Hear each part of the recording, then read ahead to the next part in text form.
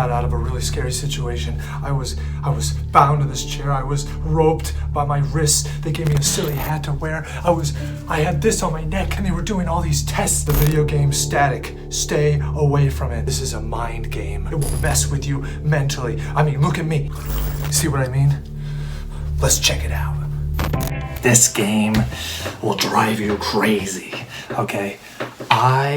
I've played this twice, okay? I did a whole walkthrough of it now because I got it in my head and I know every puzzle now. But the first time you play this thing will drive you mentally insane. It's supposed to, because that is the point of this game. Okay, the puzzles. This is an absolute puzzle game. And if you like Zelda, you're gonna love this game, okay? This game literally straps you to a chair. Your hands are in a box. What? Well, I guess welcome back to the Static Institute of Retention. You're using the Pro Controller and you're literally pushing every single button. Every button does a different feature on this so-called box that is strapped your hands to, okay? R2 and R2. Good. Next. Your objective is to escape the box and complete the puzzles in each room, okay?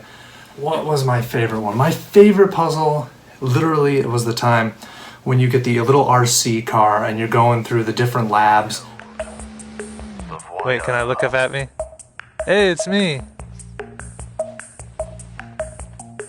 I'm on the screen doing it. This game is so cool. And you're trying, and you can see what's on your screen per the box that's on your hands, but you're able to navigate from A to B to Z. I think it really, its target audience is centered for a lot of people who like, puzzle games. It's not about fighting people. It's not about like shooting anything. It's not about any of that. It's pure strategy, a game of chess. You're strategically trying to navigate your way through a different level. You can't move. It's all about what you can see in the room, how you can manipulate the box on your hand to get through the specific puzzles. Personally, right up my alley, but for a lot of different people, I don't think they're gonna like it. Graphically, you can look around and you can see the body that you embody. Frankly, I think for most people, I think they would want some more. It's a different sort of game, It's one that you may or may not like. But as an overall score, I would give this game an 8 out of 10.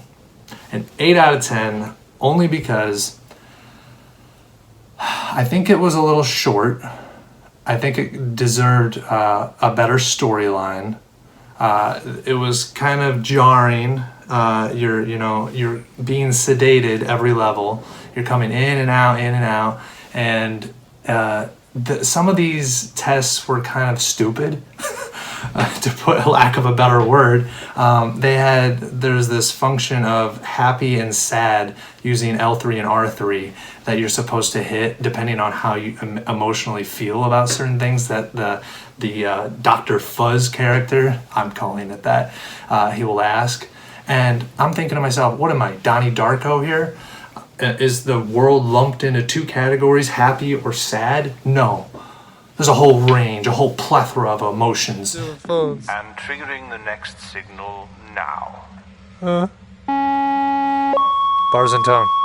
Bars and tone. Editing. Yes. Love it.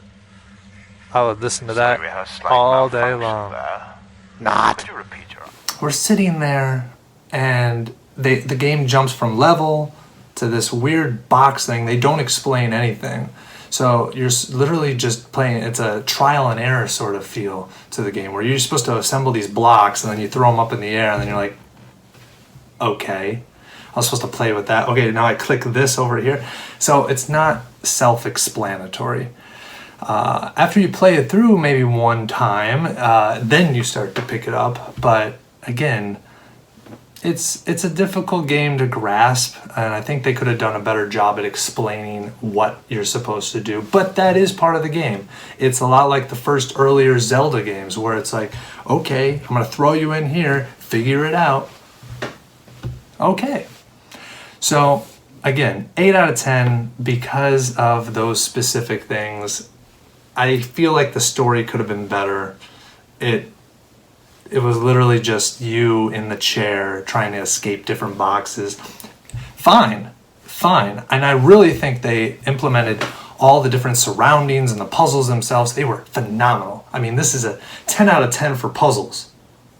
But story is where it kind of went and brought it down to the 8.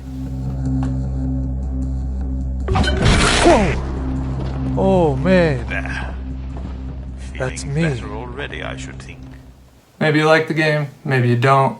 Personally, again, it really depends on what type of gamer you are. I like puzzles, I like the game. I would have given it a 10 out of 10, but I think for the general audience score, we're giving it an 8.